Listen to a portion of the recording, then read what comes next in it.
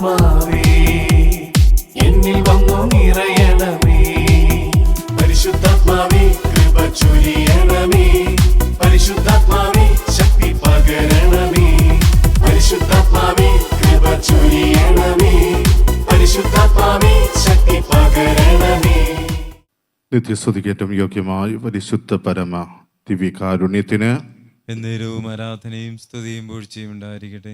നിത്യസ്തുതിക്കേറ്റം യോഗ്യമായ പരിശുദ്ധ പരമ ദിവ്യകാരുണ്യത്തിന് എന്നേരവും ആരാധനയും സ്തുതിയും പൂഴ്ചയും ഉണ്ടായിരിക്കട്ടെ.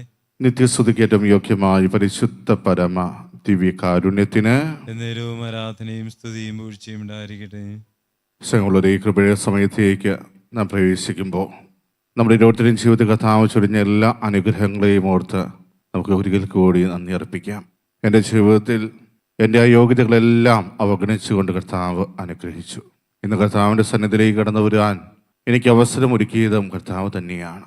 പലപ്പോഴും ഒത്തിരിയേറെ ആഗ്രഹിച്ചിട്ടും കർത്താവിൻ്റെ സന്നിധിയിലേക്ക് ഒന്ന് പോകുവാൻ സാധിക്കാതെ, കർത്താവിനോടൊപ്പം ഒന്ന് ഇരിക്കുവാൻ പോലും സാധിക്കാതെ വേദനിച്ചു പോയ ഒത്തിരിയേറെ ആളുകൾ നമ്മുടെ ചുറ്റുപാടുമുണ്ട്. അവരെയെല്ലാം ഈ നിമിഷം നമുക്ക് കർത്താവിൻ്റെ സന്നിധിയിലേക്ക് സമർപ്പിക്കാം. അവരെ ഓരോരുത്തരെയും കർത്താവിൻ്റെ കരങ്ങളിലേക്ക് നമ്മൾ സമർപ്പിക്കുമ്പോൾ, കർത്താവെ, അങ്ങേ അറിയാത്ത ഒത്തിരിയേറെ ആളുകളും ഞങ്ങളുടെ ചുറ്റുപാടുമുണ്ട്. അവർക്ക് അങ്ങേ അറിയുവാനുള്ള അവസരം ഒരുക്കണമേ എന്ന് നമുക്ക് ആത്മാർത്ഥമായിട്ട് പ്രാർത്ഥിക്കാം. ഇന്ന് ഈ കൃപയുടെ സമയത്ത് മത്തായിയുടെ സുവിശേഷം 26-ാം അധ്യായം 36 മുതൽ 46 വരെയുള്ള തിരുവചനങ്ങൾ വായിച്ച് നമുക്ക് ധ്യാനിക്കാം. അനന്തരം യേശു അവരോടൊത്ത് ഗെത്സമനി എന്ന സ്ഥലത്തെത്തി. അവൻ ശിഷ്യന്മാരോട് പറഞ്ഞു, ഞാൻ പോയി പ്രാർത്ഥിക്കുവോളം നിങ്ങൾ ഇവിടെ ഇരിക്കുക. അവൻ പത്രോസിനെയും സെബദിയുടെ ഇരുപുത്രന്മാരെയും കൂട്ടിക്കൊണ്ടുപോയി ദുഃഖിക്കാനും അസ്വസ്ഥനാകാനും തുടങ്ങി. അവൻ അവരോട് പറഞ്ഞു, തീവ്ര ദുഃഖത്താൽ ഞാൻ മരണത്തോളം എത്തിയിരിക്കുന്നു. നിങ്ങൾ എന്നോടൊത്ത് ഉണർന്നിരിക്കുക. അവൻ അല്പദൂരം മുന്നോട്ട് ചെന്ന് കമിഴ്ന്നു വീണ് പ്രാർത്ഥിച്ചു, എൻ്റെ പിതാവേ, സാധ്യമെങ്കിൽ ഈ പാനപാത്രം എന്നിൽ നിന്ന് അകന്നു പോകട്ടെ. എങ്കിലും എൻ്റെ ഹിതം പോലെയല്ല, അവിടുത്തെ ഹിതം പോലെയാകട്ടെ. അനന്തരം അവൻ ശിഷ്യന്മാരുടെ അടുത്തേക്ക് വന്നു. അപ്പോൾ അവർ ഉറങ്ങുന്നത് കണ്ടു. അവൻ പത്രോസിനോട് ചോദിച്ചു, എന്നോട് കൂടെ 1 മണിക്കൂർ ഉണർന്നിരിക്കാൻ നിങ്ങൾക്ക് കഴിഞ്ഞില്ലേ? പ്രലോഭനത്തിൽ അകപ്പെടാതിരിക്കാൻ നിങ്ങൾ ഉണർന്നിരുന്ന് പ്രാർത്ഥിക്കുവിൻ. ആത്മാവ് സന്നദ്ധമെങ്കിലും ശരീരം ബലഹീനമാണ്. 2-ാം പ്രാവശ്യവും അവൻ പോയി പ്രാർത്ഥിച്ചു, എൻ്റെ പിതാവേ, ഞാൻ കുടിക്കാതെ ഇത് കടന്നു പോകുകയില്ലെങ്കിൽ അങ്ങയുടെ ഹിതം നിറവേറട്ടെ. അവൻ വീണ്ടും വന്നപ്പോൾ അവർ ഉറങ്ങുന്നത് കണ്ടു. അവരുടെ കണ്ണുകൾ നിദ്രാഭാരമുള്ളവയായിരുന്നു. അവൻ അവരെ വിട്ട് 3-ാം പ്രാവശ്യം പോയി അതേ പ്രാർത്ഥന ആവർത്തിച്ചു. പിന്നെ അവൻ ശിഷ്യന്മാരുടെ അടുത്ത് വന്ന് പറഞ്ഞു, നിങ്ങൾ ഇപ്പോഴും ഉറങ്ങി വിശ്രമിക്കുന്നുവോ? ഇതാ സമയം അടുത്തിരിക്കുന്നു. മനുഷ്യപുത്രൻ പാപികളുടെ കൈകളിൽ ഏൽപ്പിക്കപ്പെടുന്നു. എഴുന്നേൽക്കുവിൻ, നമുക്ക് പോകാം. എന്നെ ഒറ്റിക്കൊടുക്കുന്നവൻ അടുത്തെത്തിയിരിക്കുന്നു. സ്നേഹമുള്ളവരെ, ഗെത്സമനിയിൽ യേശു പ്രാർത്ഥിക്കുന്ന ആ ഒരു രംഗമാണ് നമ്മൾ ഇന്ന് വായിച്ചു കേട്ടത്. ആ ഗെത്സമനിയിൽ പ്രാർത്ഥിക്കുവാൻ വേണ്ടി യേശു പോകുമ്പോൾ തൻ്റെ കൂടെ ഒരു ആശ്വാസമാകും എന്ന് കരുതിയാണ് ആ 3 പ്രിയ ശിഷ്യന്മാരെ യേശു കൂടെ കൂട്ടുന്നത്. പത്രോസിനെയും സെബദിപുത്രന്മാരായ യോഹന്നാനെയും യാക്കോബിനെയും യേശു കൂടെ കൂട്ടി. അവർ തന്നോട് കൂടി ഉണ്ടായിരിക്കുന്നത് വളരെ നല്ലതാണ് എന്ന് അവൻ വിശ്വസിച്ചു. കാരണം അവൻ അവിടെ പോകുമ്പോൾ ഒത്തിരിയേറെ ദുഃഖമുണ്ടായിരുന്നു. കാരണം യേശു ഈ ലോകത്തിലേക്ക് വന്നത് ഈ മാനവരാശിയെ വീണ്ടെടുക്കുവാനാണ്. പക്ഷെ അതിനുവേണ്ടി അവൻ നൽകേണ്ട വില എന്ന് പറയുന്നത് അവൻ്റെ സ്വന്തം ജീവൻ തന്നെയാണ്. ഒത്തിരിയേറെ കാര്യങ്ങൾ ഇവർക്ക് വേണ്ടി ചെയ്തിട്ടും ഇവരെല്ലാവരും ആഗ്രഹിക്കുന്നത് എൻ്റെ ജീവനാണല്ലോ എന്ന ഒരു വേദനയായിരിക്കാം യേശുവിൻ്റെ മനസ്സിലൂടെ കടന്നു പോകുന്നത്. ഇവർക്ക് വേണ്ടിയാണ് ഈ 3 വർഷവും ഞാൻ പ്രവർത്തിച്ചത്. ഇവർക്ക് വേണ്ടിയാണ് ഓരോ അടയാളങ്ങളും ഞാൻ പ്രവർത്തിച്ചത്. ഇവർക്ക് ഉപകാരപ്പെടുന്നത് മാത്രമേ ഇതുവരെ ഞാൻ ചെയ്തിട്ടുള്ളൂ. ഇവർ ആഗ്രഹിച്ചപ്പോഴെല്ലാം ഇവരുടെ അടുക്കലേക്ക് എത്തുവാൻ എനിക്ക് സാധിച്ചു. ഇവരാഗ്രഹിച്ചതുപോലെ രോഗശാന്തി നൽകുവാൻ സാധിച്ചു.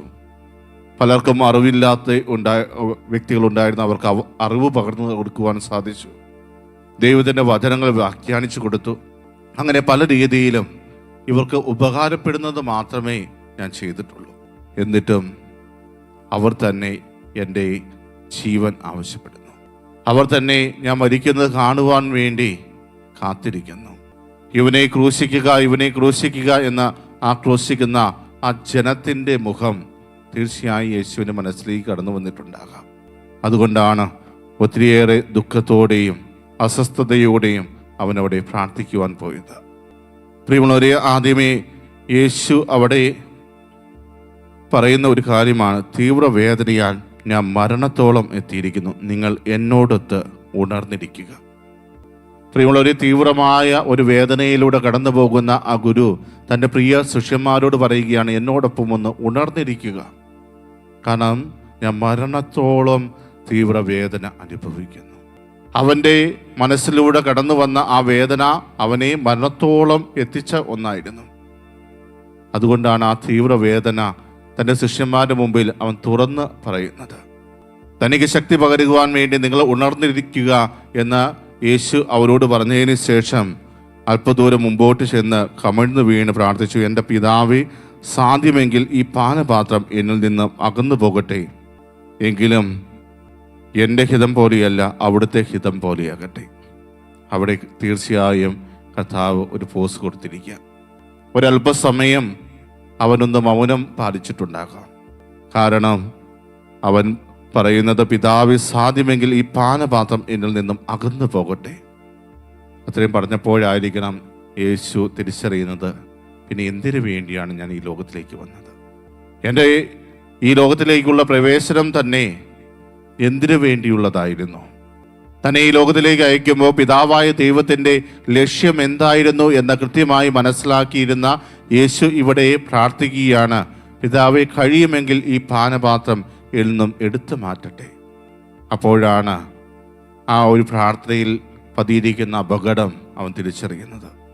ഉടനെ തന്നെ, എങ്കിലും എൻ്റെ ഹിതം പോലെയല്ല നിന്റെ ഹിതം പോലെ ആകട്ടെ.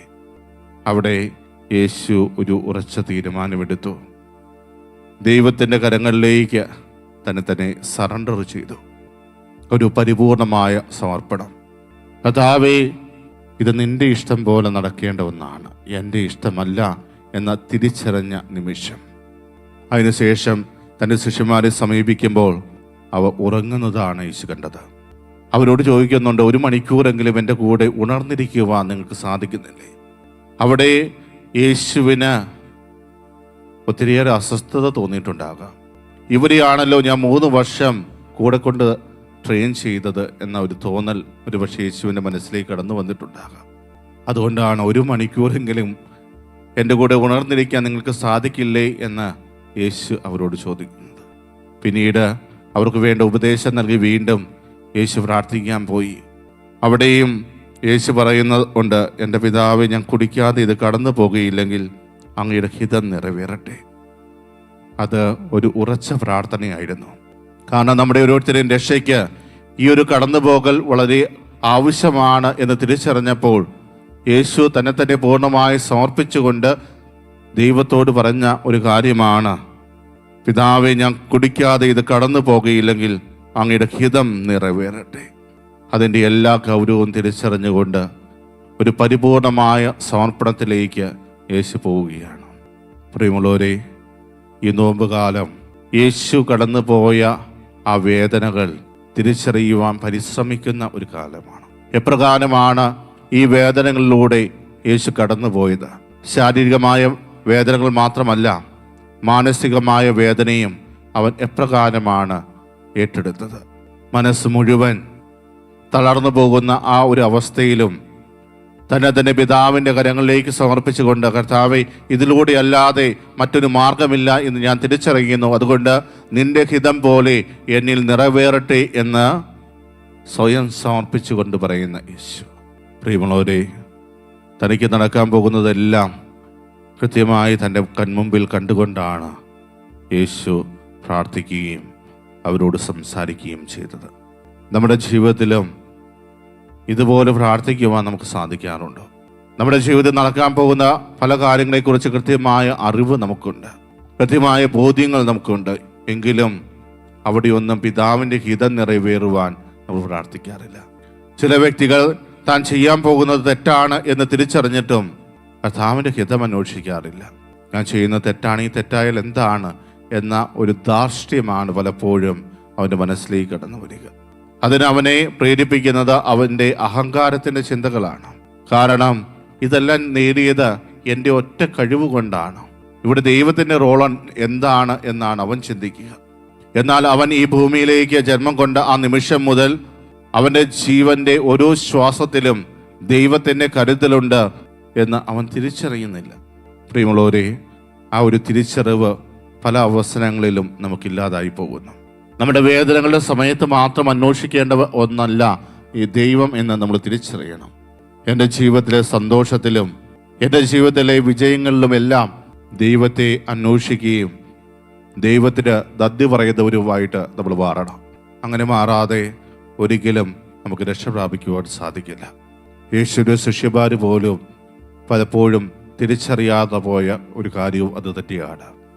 യേശു 3 വർഷം അവർക്ക് വേണ്ട എല്ലാ ട്രെയിനിങ്ങും കൊടുത്തിട്ടും അവസാന നിമിഷം അവന് ആശ്വാസം പകരേണ്ട ആ ഒരു നിമിഷം പോലും അവനോടൊപ്പം ഉണർന്നിരിക്കുവാൻ അവർക്ക് സാധിച്ചില്ല എന്ന് പറയുമ്പോൾ അവർ യേശു കടന്നു പോകുന്ന വേദന എന്താണെന്ന് തിരിച്ചറിഞ്ഞില്ല എന്നുള്ളതാണ്.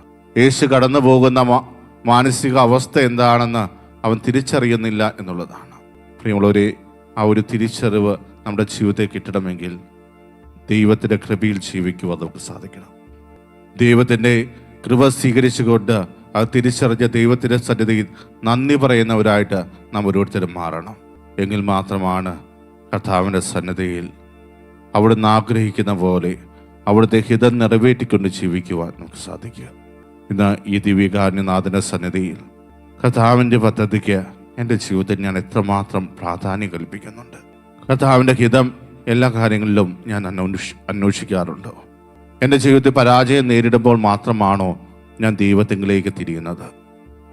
അല്ലാത്ത അവസരങ്ങളിൽ ദൈവത്തിൻ്റെ പക്കലിരുന്ന് പ്രാർത്ഥിക്കുവാൻ എനിക്ക് സാധിക്കുന്നുണ്ട്. ദൈവം നമ്മുടെ ജീവിതത്തിലേക്ക് ചൊരിഞ്ഞുകൊണ്ടിരിക്കുന്ന അനുഗ്രഹങ്ങൾ തിരിച്ചറിഞ്ഞുകൊണ്ട് കർത്താവിൻ്റെ സന്നിധിയിൽ ആത്മാർത്ഥതയോടെ അതിന് നന്ദി പറയുവാൻ എനിക്ക് സാധിക്കുന്നുണ്ടോ? അതോ മറ്റുള്ളവരെ കാണിക്കുവാനുള്ള ഒരു അവസരമായിട്ട് മാത്രമാണോ നാം അതിനെ കാണുന്നത്? പ്രിയമുള്ളവരെ, സ്വയം വിലയിരുത്താനുള്ള ഒരു അവസരമാണ് നമുക്ക് ലഭിച്ചിരിക്കുക. കൃത്യമായ ഒരു വിലയിരുത്തൽ നിന്റെ ജീവിതത്തിൽ നടത്തുവാൻ നിനക്ക് സാധിച്ചാൽ ദൈവത്തിൻ്റെ കരുണ നമ്മുടെ ജീവിതത്തിൽ എപ്രകാരമാണ് പ്രവർത്തിക്കുന്നത് എന്ന് തിരിച്ചറിയുവാൻ നമുക്ക് സാധിക്കും. അതോടൊപ്പം ദൈവത്തിന് പൂർണ്ണമായി സമർപ്പിക്കപ്പെട്ട ഒരു ജനതയായി തീരുവാൻ നമുക്ക് സാധിക്കും. നമ്മളെ അനുഗ്രഹിച്ച നല്ലവനായ തമ്പുരാന് നമ്മൾ നന്ദി അർപ്പിക്കുന്നതോടൊപ്പം തന്നെ കർത്താവ് തൻ്റെ പിതാവിന് എപ്രകാരമാണോ തന്നെ പൂർണ്ണമായി സമർപ്പിച്ചത്, അതുപോലെ നമുക്കും പിതാവായ ദൈവത്തിൻ്റെ കരങ്ങളിലേക്ക് നമ്മളെ സമർപ്പിക്കുവാൻ സാധിക്കണം.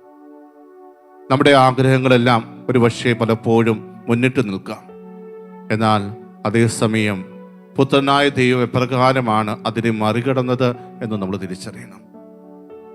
കഴിയുമെങ്കിൽ ഈ പാനപാത്രം എന്നിൽ നിന്ന് എടുത്തു മാറ്റണമേ എന്ന തൻ്റെ ആഗ്രഹം യേശു പിതാവായ ദൈവത്തിന് മുമ്പിൽ അവതരിപ്പിക്കുമ്പോൾ ഉടനെ തന്നെ അവനൊരു തിരിച്ചറിവിലേക്ക് വരുന്നുണ്ട്.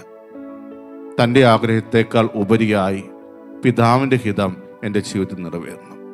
അത് തന്നെ ആയിരിക്കണം നമ്മുടെ ഓരോരുത്തരും ജീവിതത്തിലും നമ്മൾ പ്രാർത്ഥിക്കേണ്ടത്. എൻ്റെ ഇഷ്ടമല്ല, നിൻ്റെ ഇഷ്ടം ഇനി നിറവേറണം. ആ ഒരു കൃപയ്ക്ക് വേണ്ടി കർത്താവിൻ്റെ സന്നിധിയിൽ നമുക്ക് പ്രാർത്ഥിക്കാം. എൻ്റെ ഇഷ്ടങ്ങളെ മറന്ന് കർത്താവിൻ്റെ ഇഷ്ടത്തിനനുസരിച്ച് ജീവിക്കുവാൻ വേണ്ട കൃപയാഴ്ചയുണ്ട്. ഈ നിമിഷം കർത്താവിൻ്റെ ആശീർവാദം നമുക്ക് ഏറ്റുവാങ്ങാം. ആരാധന ആരാധന